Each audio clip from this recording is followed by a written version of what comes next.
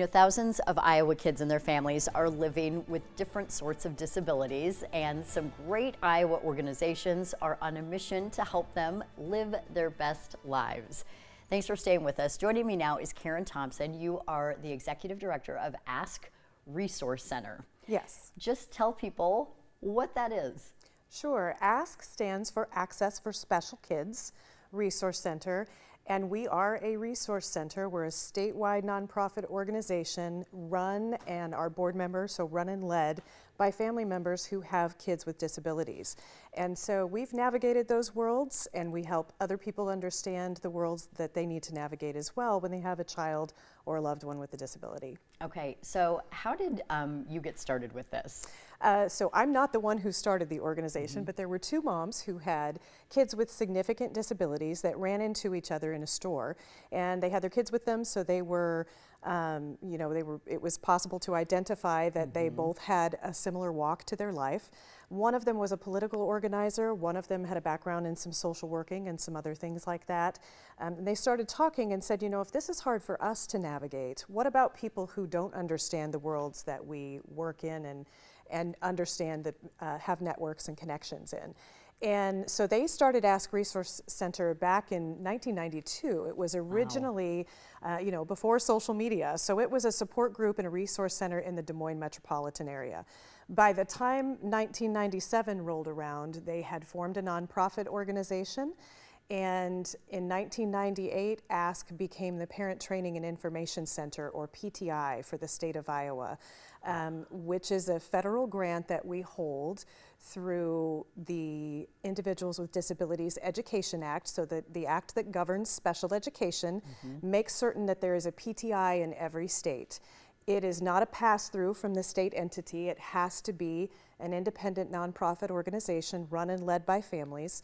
And the intention is to help families understand the laws, their rights, their responsibilities, and how to navigate those systems and advocate for themselves. That's how it started. It's so overwhelming. I'm speaking from personal experience here. You know, you get a diagnosis, whatever it may be. I mean, in my family's case, it's autism, but this is an umbrella for any and all disabilities for children.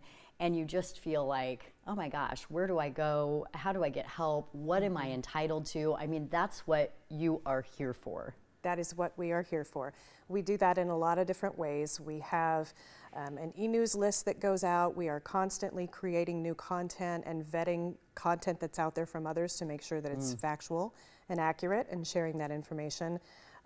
Large numbers of resources on 2 websites, a mentor network, small trainings, Ask an Advocate helpline for families who need to call in about a waiver question or a therapy question or special education or a 504 plan or a behavior plan. We can do some one-on-one support for them. We go to meetings sometimes, IEP meetings and 504 meetings. We can help prepare for mediations. Wow.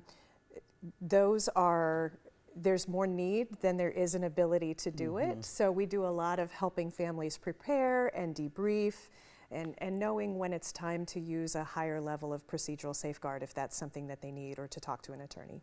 So you have this conference coming up, and I want to make sure I get the name of it right because I love it.